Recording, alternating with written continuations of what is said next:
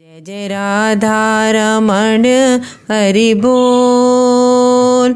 जय जय राधा रमण हरि बोल। पलके तेरी बोले राधे कृष्णा, पलके तेरी बोले राधे कृष्णा, अलके तेरी बोले राधे कृष्णा, अलके तेरी बोले राधे कृष्णा, सांस तेरी बोले राधे कृष्णा, आँखें तेरी बोले राधे कृष्णा। जय जय राधा रमण हरि बोल। जय जय राधा रमण हरि बोल।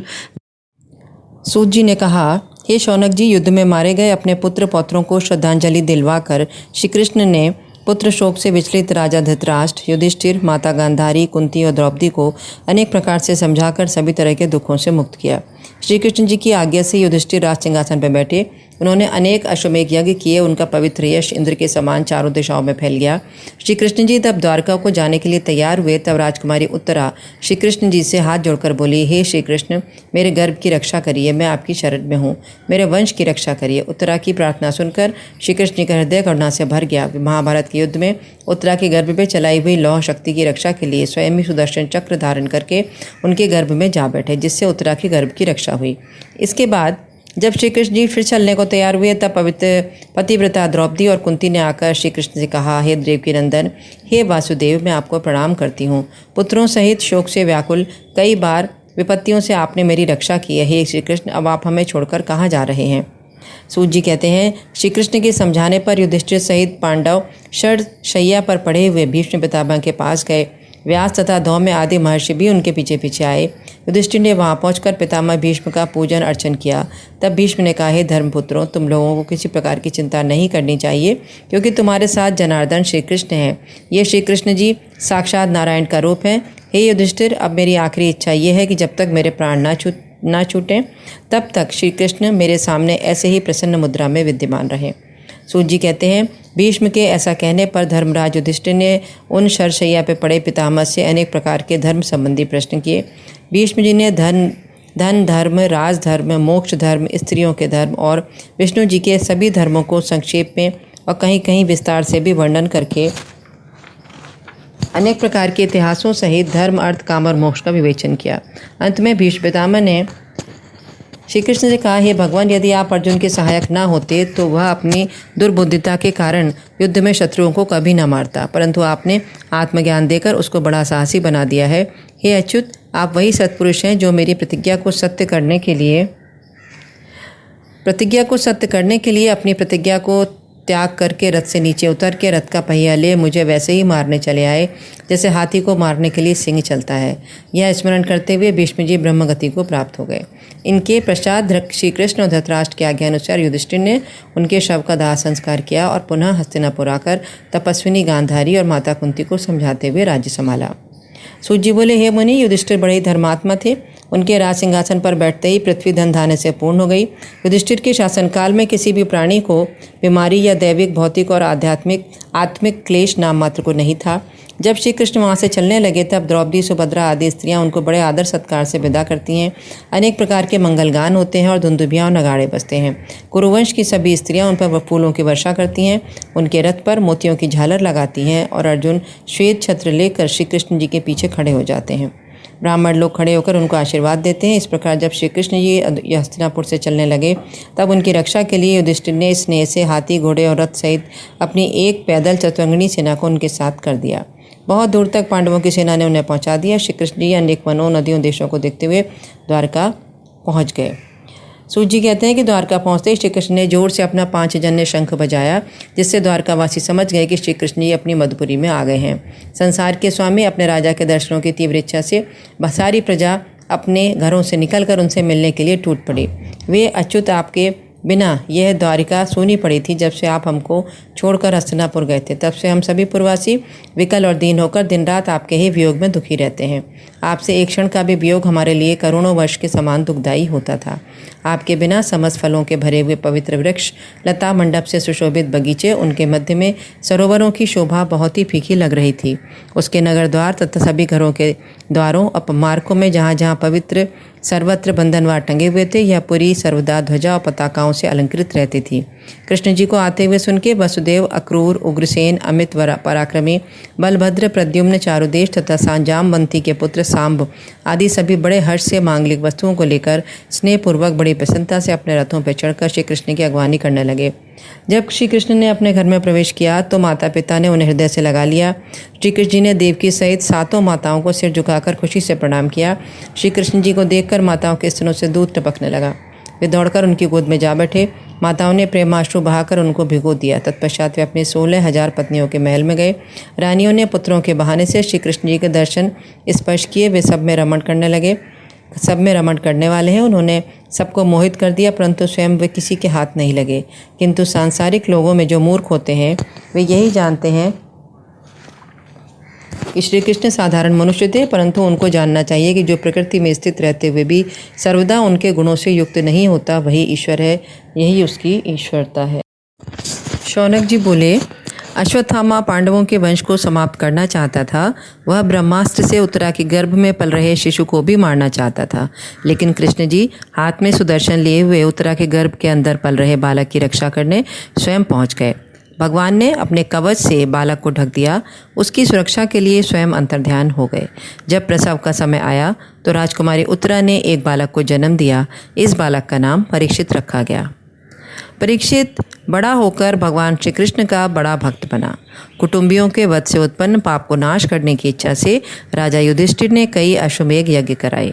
श्री कृष्ण जी के कथनानुसार भीम, अर्जुन, नकुल और सहदेव ने भी पृथ्वी की सभी दिशाओं से अपूर्व धन का दंड रूप में संग्रह किया। हिमालय की तराई में राजा मरुत के यज्ञ से बचाकर गड़ा हुआ धन और सुवर्ण पात्र को प्राप्त किया। बड़े समारोह एवं अपूर्व दान दक्षिणा युक्त युधिष्ठिर ने राजा परीक्षित से 3 अश्वमेध यज्ञ करवाए। राजा परीक्षित का राज्याभिषेक कराकर राजगद्दी पर बैठाया। भगवान श्री कृष्ण ने इस प्रकार पांडवों के वंश की रक्षा करी। द्वारिका जाते समय उसकी बहन सुभद्रा, द्रौपदी, कुंती, उत्तरा, गांधारी, सत्यवती, धृतराष्ट्र, युयुत्सु, धौम्य, कृपाचार्य, भीमसेन, अर्जुन, नकुल, सहदेव तथा अन्य वियोग के कारण मूर्छित हो गए। कितने ही दिनों तक श्री कृष्ण जी हस्तिनापुर में रहे। तदुपरांत द्रौपदी सहित राजा युधिष्ठिर से आज्ञा लेकर द्वारका को चले गए। इसके बाद मैत्रेय जी से उपदेश लेकर विदुर जी हस्तिनापुर से द्वारका को चले गए। द्वारका में पहुंचते ही श्री कृष्ण ने उनका बड़ा सम्मान किया। विदुर जी श्री कृष्ण के परम भक्त थे। कुछ दिनों के बाद जब विदुर जी पांडवों के पास आए तो युधिष्ठिर ने पूछा, हे महात्मन, द्वारका में जाकर आपने क्या क्या देखा और क्या समाचार सुना है? कृपा करके कहिए। हमारे मित्र यदुवंशी कुशल से तो हैं? युधिष्ठिर के ऐसा पूछने पर विदुर ने यदुवंश का नाश छोड़कर द्वारका का सब कुशल मंगल कह सुनाया। इस प्रकार पांडवों से सम्मान पाकर विदुर जी कुछ दिनों तक हस्तिनापुर में रहे। विदुर जी ने धृतराष्ट्र से कहा, हे राजन, आपके शरीर को बुढ़ापे ने घेर लिया है। आपने व्यर्थ ही में अपना कीमती समय बिता दिया। अब आप वन में जाकर तपस्या करिए। जिस भीम को आपने आग में जलाया, जिसे विष दिया, जिसकी स्त्री का अपमान किया, जिसका धन अपहरण कराया, उन्हीं पांडवों के हाथ से दिए गए अन्न को खाकर जी रहे हो। हे राजन, आपके कुटुंबी और आप भी यह जानते हैं कि काल कब आएगा यह किसी को भी मालूम नहीं है। इससे अच्छा है कि आप घर से निकलकर उत्तर दिशा को तपस्या के लिए जाइए। विदुर के द्वारा मोक्ष का मार्ग दिखाए जाने पर धृतराष्ट्र घर छोड़कर तपस्या के लिए चल गए। उनके साथ में उनकी पत्नी गांधारी और विदुर जी भी हिमालय पर मोक्ष की प्राप्ति के लिए तपस्या करने चले गए। धृतराष्ट्र और माता गांधारी को ना पाकर पांडवों के राजमहल से लेकर समस्त हस्तिनापुर में कोलाहल मच गया। शोक की काली घटा छा गई। इतने में ही भ्रमण करते हुए तुम्बरु आदिक गंधर्वों के साथ वहां नारद जी आ गए। युधिष्ठिर ने नारद जी को सभी समाचार बतला दिए। तदुपरांत नारद जी ने कहा, उत्तर में हिमालय के तट पर एक सप्त स्रोत नामक पवित्र तीर्थ है। वहाँ से गंगा जी निकलकर अपनी 7 धाराओं में प्रवाहित हुई हैं। वे सभी वहीं रहकर गंगा के पवित्र जल में स्नान ध्यान करते हुए तप कर रहे हैं। उन्होंने मायाकृत वासनाओं को त्याग कर इंद्रियों पर विजय प्राप्त कर ली है। इसीलिए हे युधिष्ठिर, अब उन परम तपस्वी धृतराष्ट्र के पवित्र मार्ग में तुम बाधक ना बनो। परम साधु विदुर जी उनको उत्तम मार्ग पर ले गए हैं। तुम उन सब के लिए दुख ना करो। ऐसा कह के नारद जी चले गए। युधिष्ठिर ने उनका वचन मानकर शोक को त्याग दिया। जब अर्जुन श्री कृष्ण जी से मिलकर द्वारका से नहीं लौटे तो काल के विपरीत युधिष्ठिर को अनेक प्रकार के अपशगुन दिखलाई देने पड़े। ऋतुओं के धर्मकाल की गति भयंकर हो गई। प्रजाओं में काम, क्रोध, लोभ और झूठ बोलने की प्रवृत्ति बढ़ गई थी, जिसको देखकर धर्मराज युधिष्ठिर का हृदय कांप उठा। उनकी बाईं जंघा, बायां नेत्र फड़कने लगा। तब युधिष्ठिर ने भीम को बुलाकर कहा, हे वृकोदर, मेरे भाई अर्जुन और द्वारका गए थे, वे अभी तक नहीं लौटे हैं।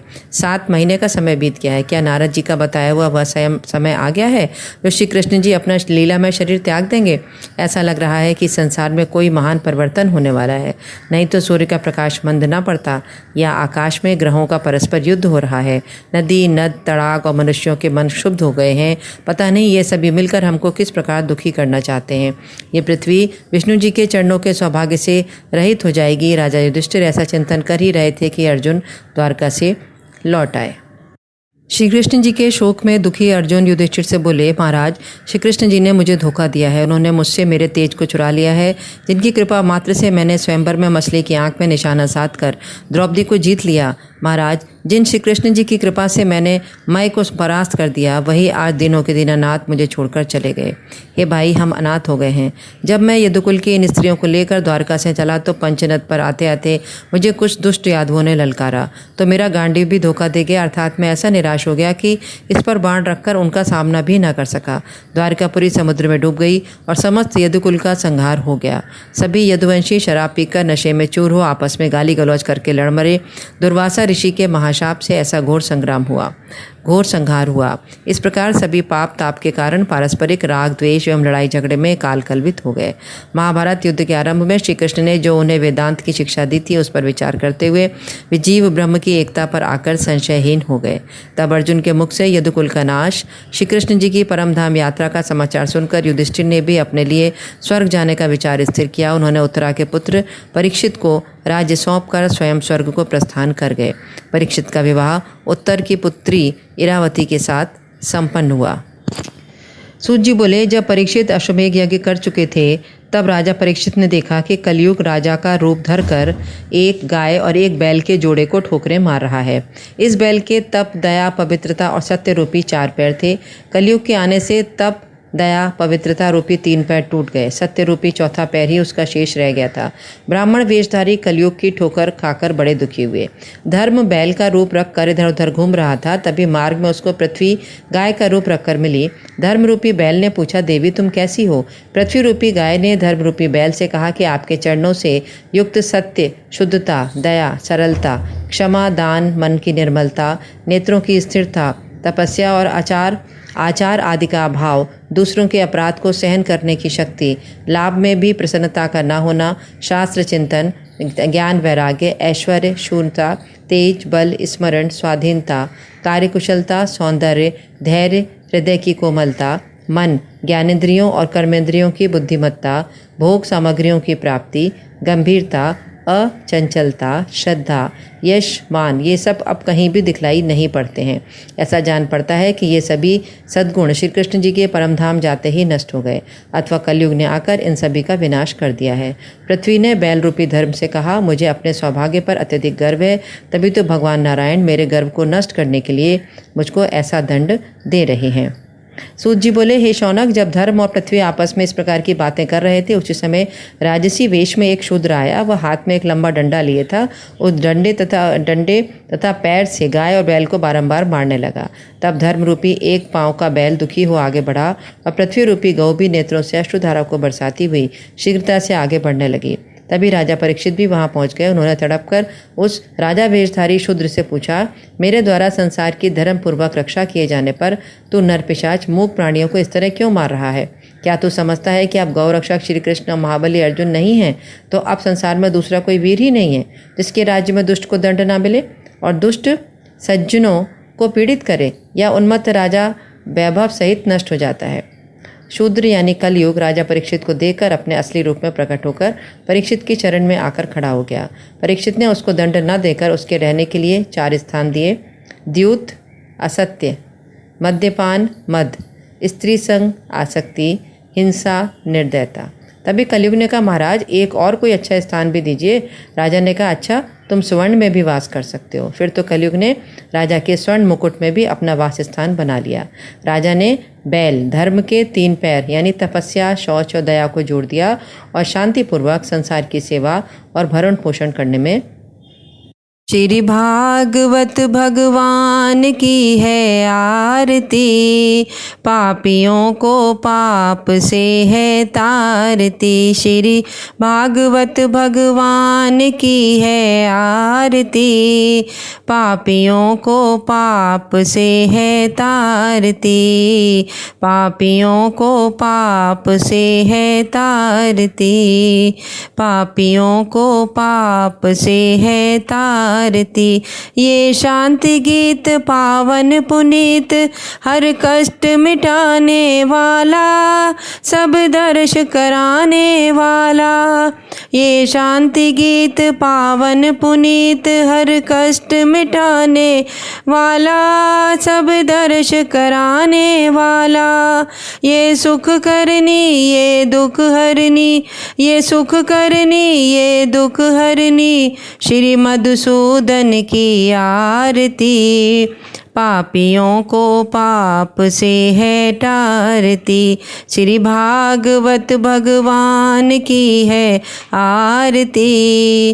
पापियों को पाप से है तारती, पापियों को पाप से है तारती। श्री भागवत भगवान की है आरती, पापियों को पाप से है तारती। पापियों को पाप से है तारती। आरती आरती।